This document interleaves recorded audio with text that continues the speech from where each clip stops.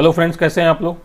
आज हम लोग प्रीवियस ईयर क्वेश्चन पेपर की सीरीज में पॉलिटी के क्वेश्चन को करेंगे और ये फोर्थ पार्ट है। इसके पहले हम लोग 3 पार्ट कर चुके हैं और प्रत्येक पार्ट में हम लोग ऑलमोस्ट 2 क्वेश्चन को करते हैं। तो आज 2023 के 2 क्वेश्चन को फिर सॉल्व करेंगे। चलिए क्वेश्चन पे आते हैं। तो आज का पहला क्वेश्चन है और इस सीरीज का कुल 7वां क्वेश्चन है। तो आज देखिए, भारत के निम्नलिखित संगठनों निकायों पर विचार कीजिए। इसमें पहला है राष्ट्रीय पिछड़ा वर्ग आयोग, दूसरा है राष्ट्रीय मानवाधिकार आयोग, तीसरा है राष्ट्रीय विधि आयोग और चौथा है राष्ट्रीय उपभोक्ता विवाद निवारण आयोग। उपर्युक्त में से कितने संवैधानिक निकाय हैं? संवैधानिक निकाय का मतलब कॉन्स्टिट्यूशनल जो बॉडीज होती हैं उनके बारे में पूछा गया है। तो इसमें उत्तर होगा इसका केवल एक, केवल राष्ट्रीय पिछड़ा वर्ग आयोग ही संवैधानिक निकाय है। बाकी इसमें से कोई संवैधानिक निकाय नहीं है। संवैधानिक निकाय का मतलब जिसका संविधान में वर्णन किया गया है, ठीक है। सिंपल सा मान लीजिए, ज़्यादा टेक्निकल बात नहीं है। अब आइए देखते हैं। देखिए, विकल्प एक सही है क्योंकि 102वें संविधान संशोधन अधिनियम के माध्यम से राष्ट्रीय पिछड़ा वर्ग आयोग को संवैधानिक दर्जा दिया गया है। इस संशोधन के माध्यम से अनुच्छेद 338B को जोड़ा गया है।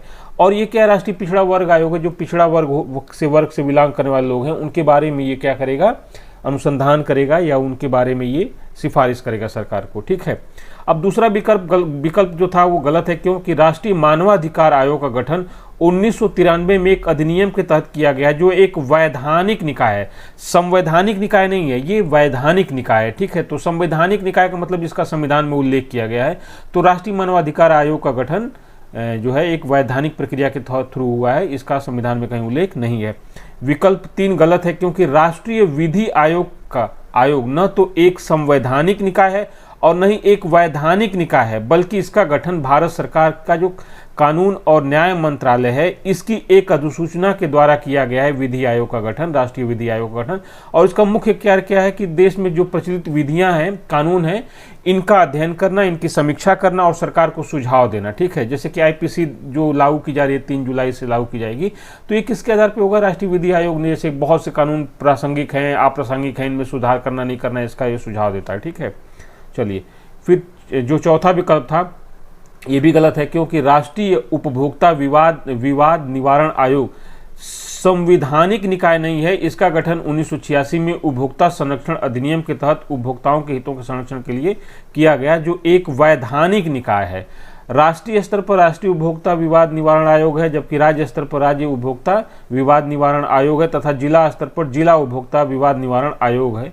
और यह क्या है? एक अर्ध न्यायिक निकाय के रूप में काम करता है जो उपभोक्ताओं के हितों का संरक्षण करता है, और कोई अगर जाके उपभोक्ता फोरम में अपील करता है तो ये आयोग उसके हितों का संरक्षण करता है, ठीक है। चलिए, तो आज का दूसरा क्वेश्चन फिर देखते हैं और सीरीज का 8वां क्वेश्चन। निम्नलिखित कथनों पर विचार कीजिए। पहला कथन है, भारत के संविधान के अनुसार केंद्र सरकार का यह दायित्व है कि वह राज्यों को आंतरिक विक्षोभों से बचाए। तो ये कथन बिल्कुल सही है। दूसरा कथन है, भारत का संविधान राज्यों को निवारक निरोध में रखे जा रहे किसी व्यक्ति को विधिक काउंसिल उपलब्ध कराने से छूट प्रदान करता है। ये भी कथन बिल्कुल सही है। तीसरा कथन है, आतंकवाद निवारण अधिनियम 2002 के अनुसार पुलिस के समक्ष अभियुक्त की संस्वीकृति को साक्ष्य के रूप में प्रस्तुत नहीं किया जा सकता। ये गलत है। तो इसमें 2 कथन सही है और बाकी तीसरा कथन गलत है, ठीक है। तो इसमें उपयुक्त में से कितने कथन सही हैं? तो केवल 2 कथन सही हैं। यस, अब देखते हैं इसकी थोड़ी सी व्याख्या। तो देखिए, कथन 1 सही है क्योंकि भारतीय संविधान के अनुच्छेद 355 में स्पष्ट रूप से कहा गया है कि संघ का यह कर्तव्य होगा कि वह प्रत्येक राज्य को बाहरी आक्रमण और आंतरिक अशांति से बचाए और यह सुनिश्चित करे कि प्रत्येक राज्य की सरकार इस संविधान के उपबंधों के अनुसार चलती रहे। तो ये पहला कथन जो सही है। दूसरा कथन भी सही है जिसमें कहा गया था क्योंकि भारत का संविधान राज्यों को निवारक निरोध में रखे जा रहे किसी व्यक्ति को विधिक काउंसिल उपलब्ध कराने से छूट प्रदान करता है। तो ये भी सही है।